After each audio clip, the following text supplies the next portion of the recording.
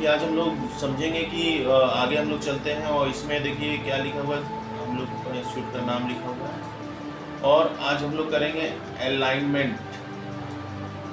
Alignment हम लोग word में भी पढ़े थे कि अलाइनमेंट, देखिए ये जो देख रहे हैं ना, ये अलाइनमेंट है।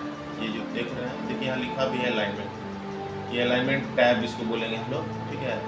इसमें देखिए ये आपको 3 तरह का आपको दिखाई दे रहा है। जैसे कि हम लोग का ये जो लिखा हुआ है कोई भी क्लिक कर दिए।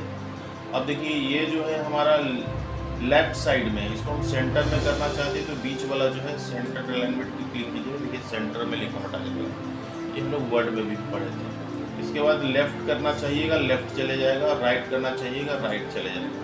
तो इस तरह से हम लिखावट को अपने हिसाब से जिधर आपको सेल में जिधर करना है उधर कर सकते हैं, ठीक है। ये तो हो गया आपका अलाइनमेंट। इसके अलावा देखिए यहाँ पर अगर हम थोड़ा सा इसको बड़ा करते हैं और इसमें हम यूज़ कर सकते हैं। देखिए ये नीचे वाला आपका बटन जो है, बॉटम बटन अलाइनमेंट आपका क्लिक है, ठीक है।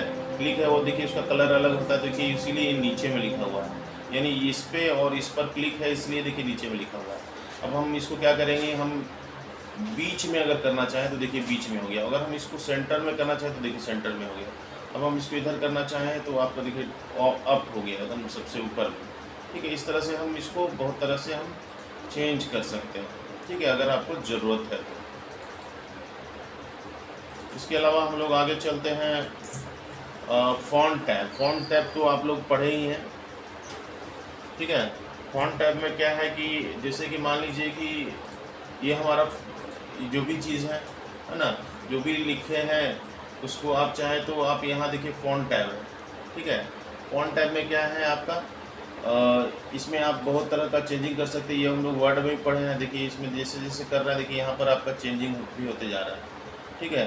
तो ये हम चेंजिंग कर सकते हैं। इसके अलावा हम साइज़ भी चाहें तो यहाँ पर बढ़ा सकते हैं, इस तरह से हम यूज़ कर सकते हैं। इसके अलावा ये भी हम यूज़ कर सकते हैं, देखिए ये बड़ा यहाँ से और ये छोटा यहाँ से, इस तरह से भी हम कर सकते हैं। बोल्ड, इटलिक, अंडरलाइन ये सब तो हम जानते हैं।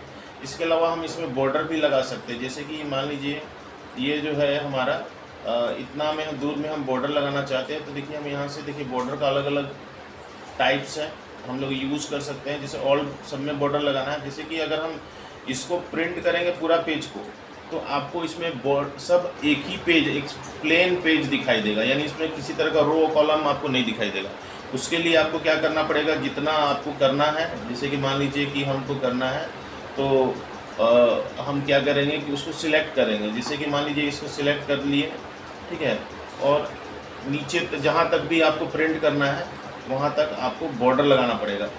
तो बॉर्डर लगाने के लिए देखिए हम यहाँ से जाएंगे, ऑल बॉर्डर पर क्लिक कर देंगे, देखिए ये बॉर्डर लगी। यानी कि हम अगर प्रिंट करेंगे तो इतना ही दूर जो है आपको दिखाई देगा कि एकदम अलग अलग टेबल्स में बना हुआ है। बाकी इसके नीचे वाला जो है ये आपको प्लेन दिखाई देगा, किसी तरह का आपको टेबल नहीं दिखाई देगा, ये प्लेन आपको प्रिंट दिखाई देगा। इसीलिए जितना दूर प्रिंट करना है, नीचे भी प्रिंट करना है तो हमको ऑल बॉर्डर लगाना पड़ेगा, जिससे जब पेज पर प्रिंट होगा तो बाकायदा उसमें टेबल बना हुआ दिखाई दे, टेबल में रो कॉलम में दिखाई दे, ठीक है। तो इस तरह से हम लोग इसको यूज़ कर सकते हैं। इसके अलावा भी देखिए बॉर्डर का बहुत तरीका है। बॉटम में बॉर्डर चाहिए तो ये वाला, टॉप में बॉर्डर चाहिए तो ये वाला, यानी बॉर्डर किनारा जो होता है ना, बॉर्डर मतलब किनारा, अब जिधर चाहिए उसके हिसाब से हम बॉर्डर के लिए ऑप्शन है बहुत सारा, आप यूज़ कर सकते हैं, ठीक है। और इसके अलावा जो है उसके बाद हम लोग जो है फॉन्ट हो गया, बॉर्डर पैटर्न हो गया। इसके अलावा हमारे पास जो है रैप टेक्स्ट है। रैप टेक्स्ट का मतलब होता है कि अगर हम किसी पेज में मान लीजिए कोई चीज़ लिखते हैं, ठीक है, तो अगर वो जैसे हम लिख देते हैं कि कुछ भी लिखते हैं, जैसे कि दिस इज़,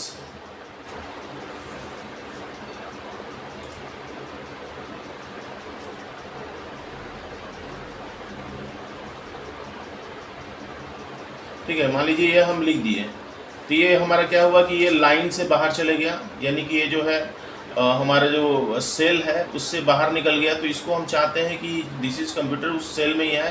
तो देखिए यहाँ पर आपको रैप टेक्स्ट का ऑप्शन दिखाई देगा, जो हम लोग देखिए यहाँ पर रैप टेक्स्ट लिखा हुआ है, ठीक है, यहाँ भी लिखा हुआ है, तो रैप टेक्स्ट का ऑप्शन दिखाई दे रहा है। तो हम यहाँ रैप कर देंगे तो ये देखिए उसी लाइन में आ जाएगा, ठीक है, उसी लाइन के अंदर आ जाएगा, है ना, एक ही सेल के अंदर दिखाई देगा, भले ही वो थोड़ा सा चौड़ा हो जाए।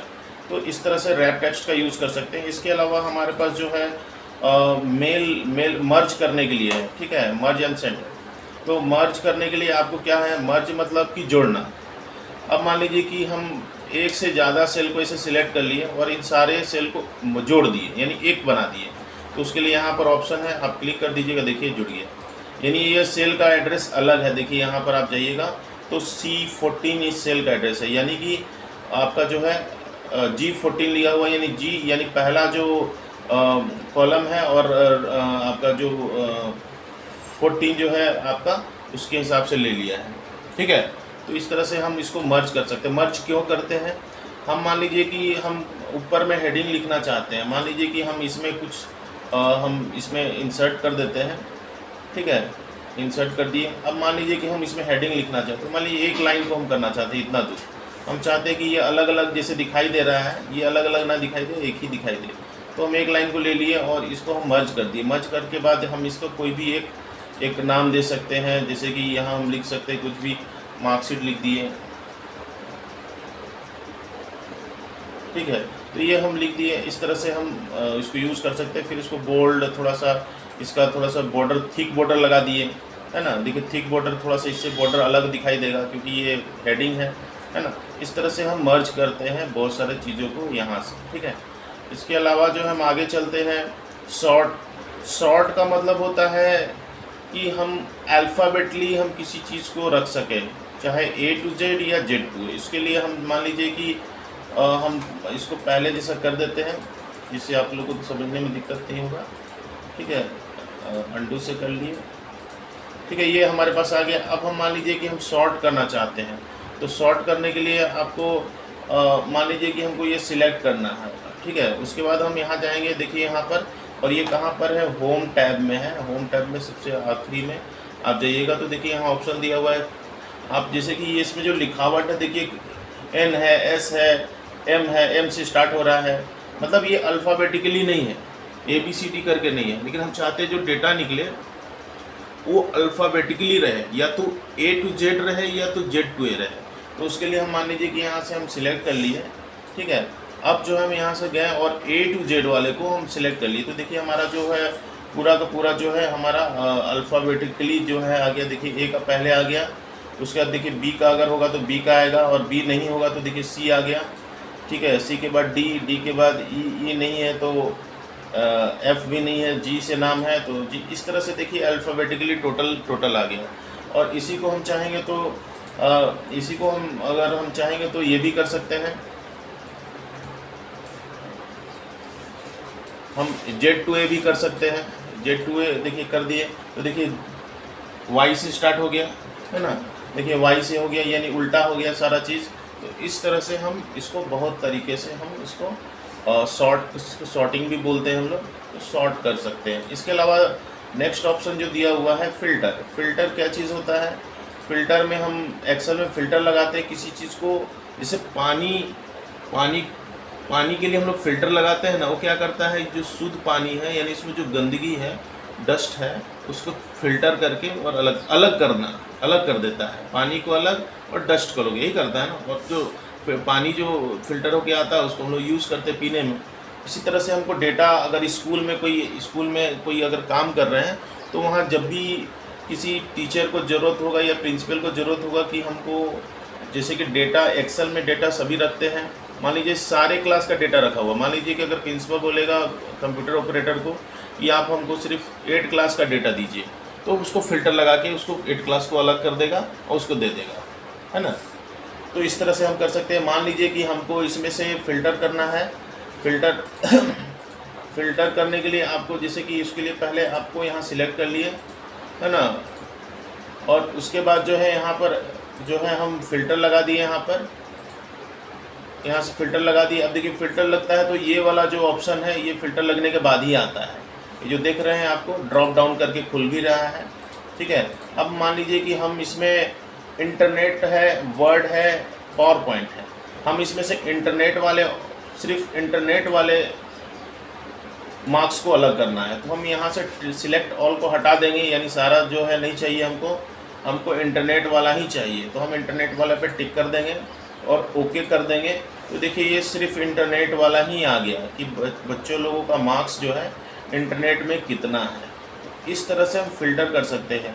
इस तरह से मान लीजिए हमको मान लीजिए एमएस वर्ड का करना है तो उसका टिक हटा देंगे इंटरनेट वाला और एमएस वर्ड पे टिक कर देंगे।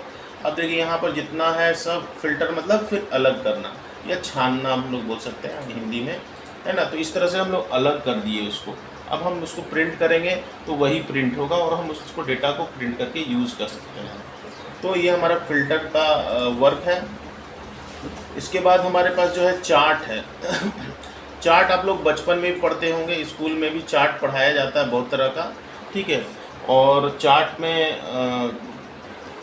जैसे कि चार्ट के लिए मान लीजिए कि हमको चार्ट यूज़ करना है तो उसके लिए हम क्या करेंगे कि पहला एक डेटा को इधर से सिलेक्ट कर लेंगे और एक डेटा को मान लीजिए कि हमको चार्ट में चार्ट को हम लोग ग्राफ भी बोलते हैं, स्कूल में ग्राफ भी पढ़े होंगे। तो मान लीजिए कि ये नेम वाला है और हमको मार्क्स का ग्राफ बनाना है, ठीक है।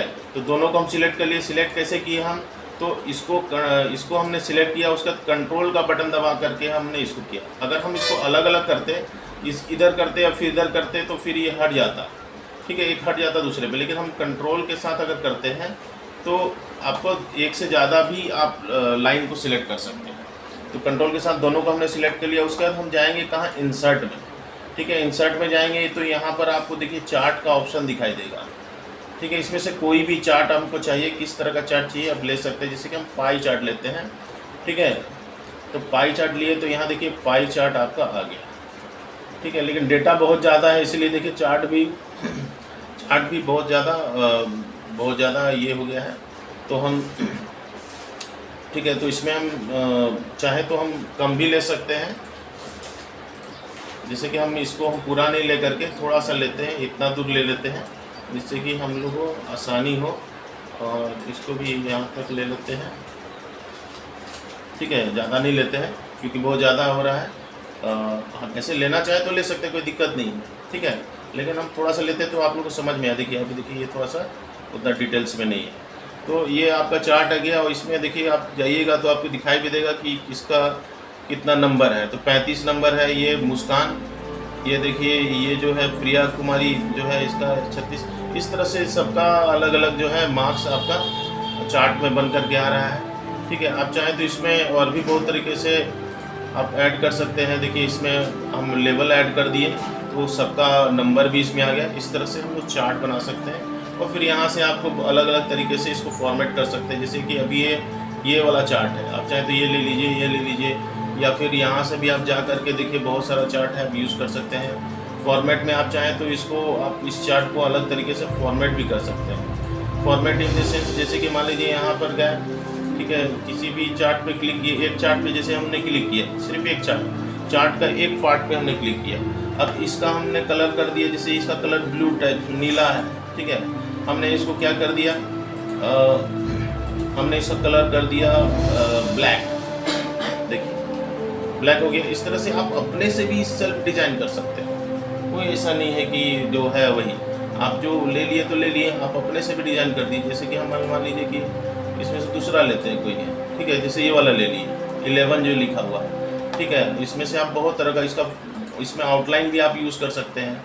देखिए उसका आउटलाइन देखिए किस तरह से देखिए उसमें चेंज हो रहा है 11 नंबर वाले में, ठीक है। हम जो भी लेना चाहेंगे देखिए उसका आउटलाइन भी चेंज हो रहा है, तो हम आउटलाइन भी लगा सकते हैं। और प्लस हम इसमें ये आउटलाइन के लिए है और इससे फिल यानी इसमें कलर भी फिल कर सकते हैं, ठीक है।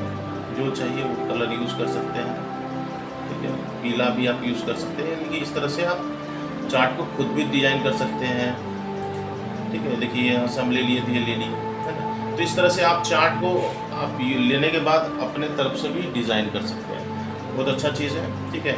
उसके बाद हम लोग जाते हैं नेक्स्ट पॉइंट पर। इसको उसके बाद चार्ट हो गया। उसके बाद देखिए यहाँ पर हमारे पास कुछ फंक्शन है। फंक्शन देखिए क्या करता है, ठीक है, इसको हम लोग कल करेंगे।